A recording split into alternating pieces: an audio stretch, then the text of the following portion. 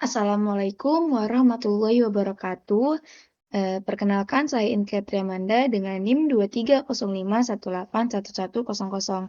Di sini saya ingin mempresentasikan hasil riset plan saya mengenai aplikasi EcoSwap. Apa itu EcoSwap? EcoSwap adalah platform digital yang memfasilitasi pertukaran, penjualan, atau donasi barang bekas layak pakai di sekitar pengguna dengan lokasi terdekat. Aplikasi ini bertujuan untuk memudahkan pengelolaan barang bekas sekaligus mendukung gaya hidup berkelanjutan. Untuk durasi dari riset plan sendiri, itu dari mulai September sampai Oktober 2025.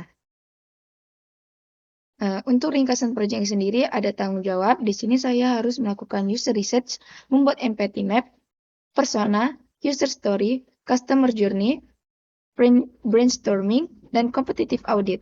Lalu, untuk masalah yang ada itu, banyak orang kesulitan mengelola barang bekas yang masih layak pakai, baik karena malas, tidak tahu cara menjualnya, atau tidak ada platform yang mudah dan terpercaya untuk bertukar barang dengan orang sekitar. Tujuan dari aplikasi ini sendiri adalah memberikan wadah yang mudah dan aman untuk pertukaran barang bekas, meningkatkan kesadaran akan gaya hidup berkelanjutan dan mengurangi limbah, membangun komunitas lokal yang saling mendukung melalui pertukaran barang. Selanjutnya untuk user research, saya telah melakukan survei online terhadap 12 responden dengan rentang usia 18-24 tahun, sebagian besar mahasiswa, untuk memahami kebiasaan mereka dalam mengelola barang bekas serta kebutuhan dan masalah yang mereka hadapi. Hasilnya, 75% responden menyimpan barang bekas di rumah atau kos. Hanya sedikit yang aktif menjual atau menukar barang bekas, di mana kendala utama mereka karena malas mengurus, sulit menemukan pembeli, dan kurangnya kepercayaan terhadap platform. Lalu untuk pain point atau inti-inti masalahnya dari user, yaitu yang pertama itu ada kesulitan menemukan pembeli. Banyak pengguna tidak harus menjual atau menukar barang kemana, pada siapa, dan di mana. Lalu proses yang merepotkan membuat pengguna merasa malas mengurus penjualan atau pertukaran barang. Selanjutnya, kurangnya kepercayaan terhadap platform. Kekhawatiran user akan penipuan menjadi hambatan utama. Lalu tidak ada fitur lokal yang spesifik. Platform umum seperti OLX atau Shopee tidak fokus pada pertukaran antar warga sekitar.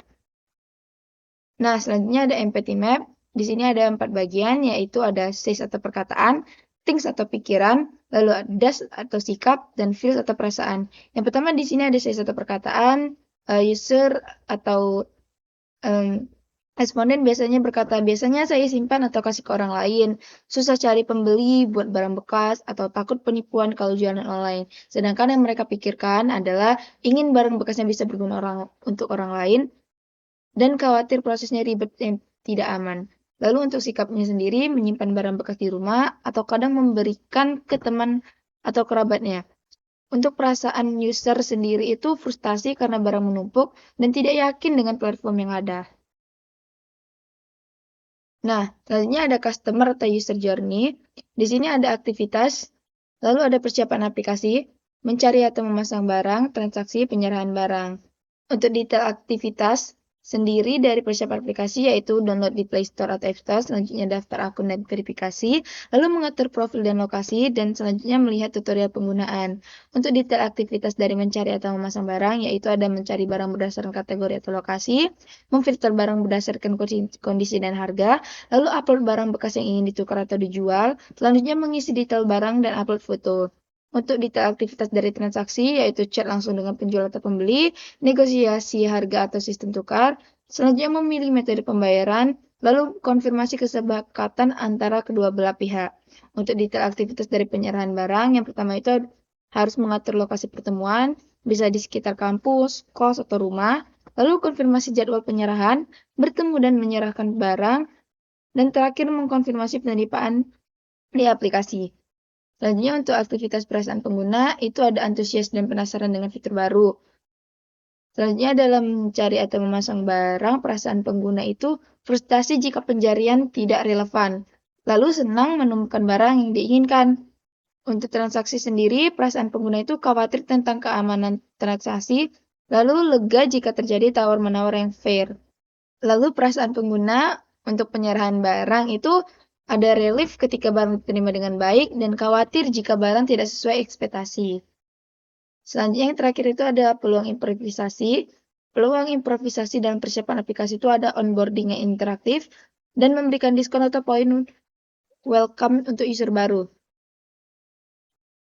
Selanjutnya, peluang improvisasi dalam mencari atau memasang barang. Disediakan fitur rekomendasi barang berdasarkan lokasi, lalu template mudah untuk upload barang, dan yang terakhir kategori barang bekas yang lebih spesifik.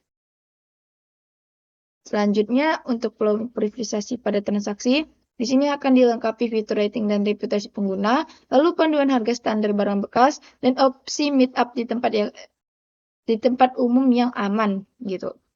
Lalu yang terakhir itu peluang improvisasi pada penyerahan barang. Akan ada notifikasi pengingat jadwal meet up, lalu fitur konfirmasi serah terima dengan bukti foto, dan sistem komplain jika barang tidak sesuai. Selanjutnya ini ada persona. Persona ini saya ambil berdasarkan hasil survei online saya. Saya ambil satu responden, tetapi untuk nama dan foto ini saya ilustrasikan, tapi data-data yang lain itu real berdasarkan responden saya.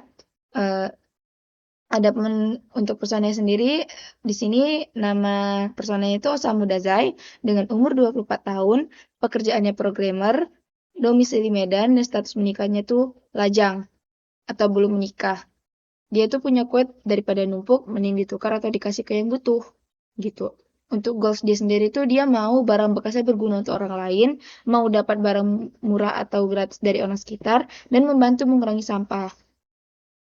Tapi dia bingung juga nih, karena sulit menemukan pembeli atau pihak yang tertarik dengan barang bekas, takut terjadi penipuan saat bertransaksi online, malas mengurus proses jual beli atau tukar barang, dan tidak ada platform yang fokus pada pertukaran barang bekas lokal. Daja sendiri adalah seorang programmer yang tinggal di kos. Ia sering menyimpan barang bekas yang masih layak pakai, tetapi merasa kesulitan untuk mengelolanya. Daripada membuang, ia lebih memilih untuk menukar, menjual, atau memberikannya kepada orang lain. Namun, ia seringkali malas mengurusnya karena prosesnya yang ribet dan kurangnya kepercayaan terhadap platform online.